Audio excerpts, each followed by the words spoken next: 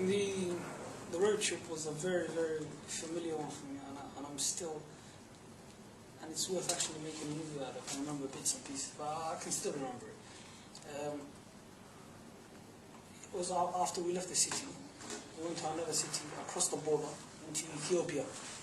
And another city, I can't remember the name of the city. It was called, I forgot the name actually.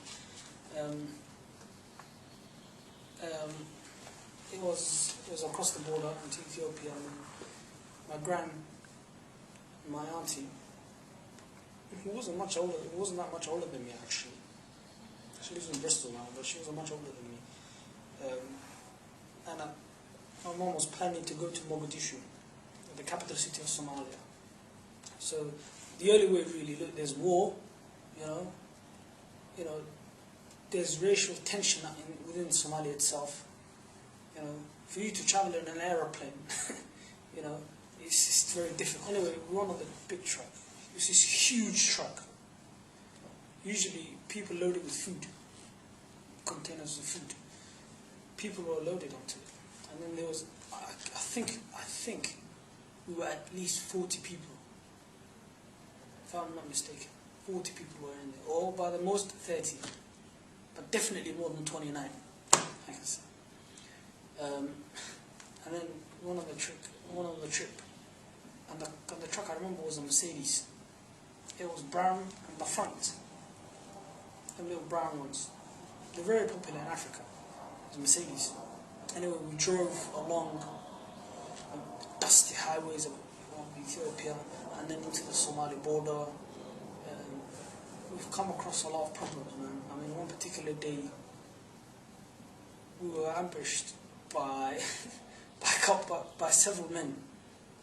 These men were silly, unwise, nomadic men who, I don't know, they were working for the government or something. You know, they ambushed us. So I think it must have been 2 of them, 2 men or 3 men or something. Yeah, you know, it was dry. Yeah. The truck's tire collapsed. One of the tires, it bursted. And these guys, they came up towards us with a gun, like, you know, put your hands up, you know, this kind of thing. What tribe are you? Shouting. And then out of nowhere, this old man came running. As in the middle of the trees, came running. And he had a stick. And yes, he had a stick and a gun. And he whipped one of the men with a stick, telling the men, leave these poor people alone, you know. Man, the guy was such a sympathetic, he was very sympathetic. I can't believe he actually ran. I remember he had a white beard. No white beard, but then when people have white beard, they put on, this is called henna. And henna, it turns red, sort of gingery. And he had a beard on, and he ran after them. And then they started shooting at us. And then, you know, we ducked, and then old man started shooting at them back. And then finally, they left. And another particular day was my mom was so ill. She was unconscious, completely. She was like dead, like knockout completely. It was night, and then the truck stopped. Everybody was loaded off from the back. I was loaded off. My mom, people had to go pick up my mom. And a couple of hours before that, it was raining, so it was so muddy. And we were stopped everybody slept. You know, about a couple of meters away from the truck. Some people slept under it, and some people slept inside. And my mother was sleeping by me, and then some woman. There's one old woman who was with my mum. She was with us as well in the truck, and then there was another woman. I think she had 4 children or 3 kids. 3 children she had. It's difficult, man. Kids, 3 kids, I think she was. And one of the women, I don't know, but I found a jewel. I found this gold jewel by the tire. And then I thought it must have been my mum's. So I think any kid would usually look at this stuff and then probably throw it away. But I don't know, I looked at it, I thought this must be my mum's, because I remember my mum, she used to wear gold necklace.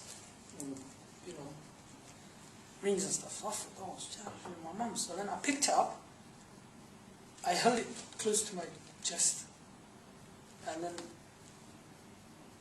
And then the woman started screaming, "Oh, my gold is gone! My gold is gone! My jewelry is gone!"